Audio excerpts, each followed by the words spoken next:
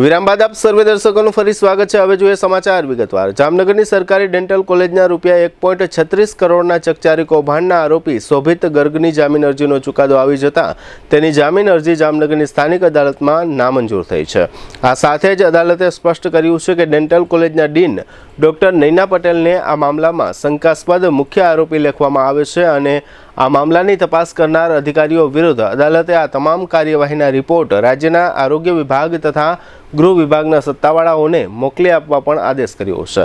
જામનગરની ત્રીજી additional sessions કોર્ટે રોગી કલ્યાણ સમિતિ કૌભાંડ કેસમાં આરોપી શોભિત રાજેન્દ્ર પ્રસાદ ગર્ગની નિયમિત જામીન અરજી ફગાવી દીધી છે।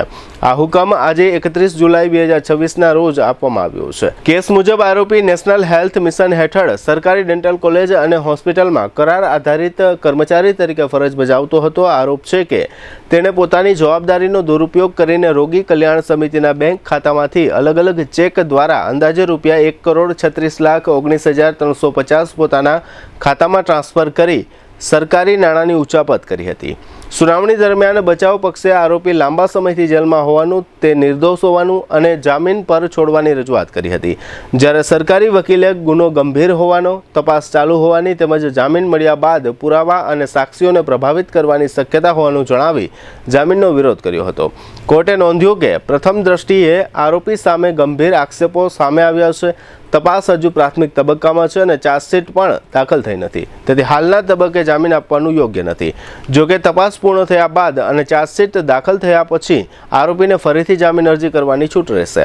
કોર્ટે વધુમાં સ્પષ્ટ કર્યું કે આ કેસમાં ડીન નૈનાબેન પટેલને શંકાસ્પદ મુખ્ય આરોપી માનવામાં આવે છે અને તેઓ સહ આરોપીની જામીન અરજીમાં વ્યક્તિગત રીતે અથવા વકીલ મારફતે રજૂઆત કરવાનો અધિકાર ધરાવતા નથી। જામનગરની સરકારી ડેન્ટલ કોલેજમાં થયેલા રૂપિયા 1.36 કરોડના રોગી કલ્યાણ ફંડ કૌભાંડ મામલે ત્રીજી એડિશનલ સેશન્સ કોર્ટે મહત્વપૂર્ણ અવલોકનો કર્યા છે। કોર્ટે આદેશમાં જણાવ્યું છે કે પ્રથમ દ્રષ્ટિએ ઉપલબ્ધ પુરાવાઓના આધારે ડીન નૈનાબેન પટેલ શંકાસ્પદ મુખ્ય આરોપી તરીકે સામે આવે છે અને તેમની ભૂમિકા અંગે કાયદેસરની કાર્યવાહી થવી જરૂરી છે।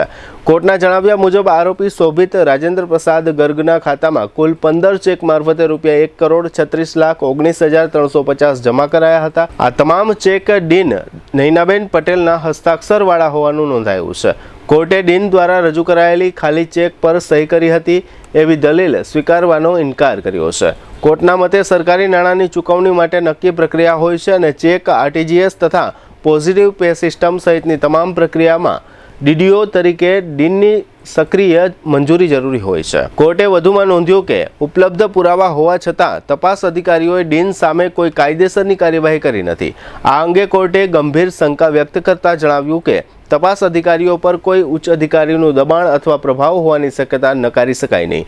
આ સમગ્ર મામલાને ધ્યાનમાં રાખીને કોર્ટે પોતાના આદેશની નકલ રાજ્યના ગૃહ વિભાગના અતિરિક્ત મુખ્ય સચિવ તથા આરોગ્ય વિભાગના સચિવને મોકલવાનો આદેશ આપ્યો છે, જેથી સમગ્ર મામલે કાયદેસરની અને વિભાગીય કાર્યવાહી થઈ શકે। આ સમગ્ર મામલા અંગે જિલ્લા સરકારી વકીલ જમનભાઈ ભંડેરી અને આરોપી શોભિત ગર્ગના વકીલ આદિત્યદાન ગઢવીએ આપેલી વિગતો પ્રસ્તુત છે। જામનગર ગવર્મેન્ટ ડેન્ટલ કોલેજ અને હોસ્પિટલમાં થયેલ ખૂબ ચકચારી ઊંચા પદમાં કેસમાં એકમાત્ર આરોપી જેનું નામ શોભિત ગર્ગ હતું, એમની આજે જામીન અરજીનો ફાઇનલ ઓર્ડર અને જજમેન્ટ આવેલું છે।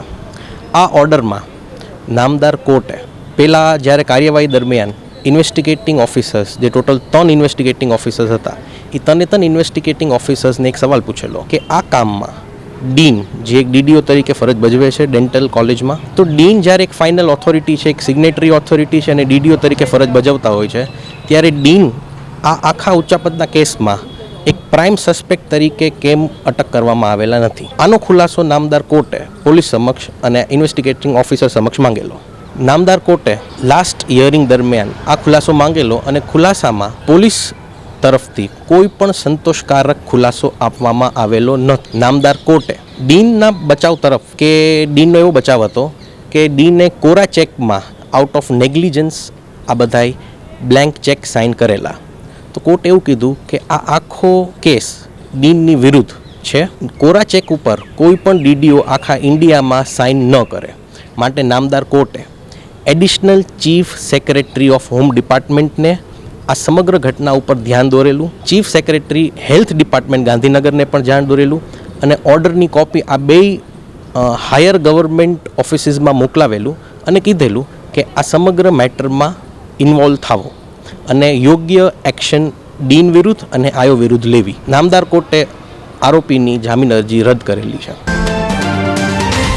ડેન્ટલ કોલેજ પ્રકરણમાં આજે જે ગર્ગની જામીન અરજી હતી એ ઓલરેડી રદ કરવામાં આવી છે. ડેન્ટલ કોલેજના ડીન વિશે જે કંઈ લાંબી ચર્ચાઓ નામદાર કોર્ટમાં થઈ એમાં કોર્ટે એવું ફાઇન્ડિંગ આપ્યું છે કે ડૉક્ટર જે ડીન છે એ આરોપીની ભૂમિકામાં આવી શકે એવો પ્રશ્નાર્થ કોર્ટે કર્યો છે. ડૉક્ટરની કોઈ જામીન અરજી ન હતી, પરંતુ ખાસ કોર્ટે સુઓ મોટો આ ઇસ્યુ લઈ અને એવું જાહેર કર્યું છે ને એવું ફાઇન્ડિંગ આપ્યું છે કે ડૉક્ટરને કેમ આરોપી ન બનાવ્યા એવું ફાઇન્ડિંગ આપ્યું છે. પરંતુ જામીન અરજી ગર્ગની હતી જે રદ થઈ છે.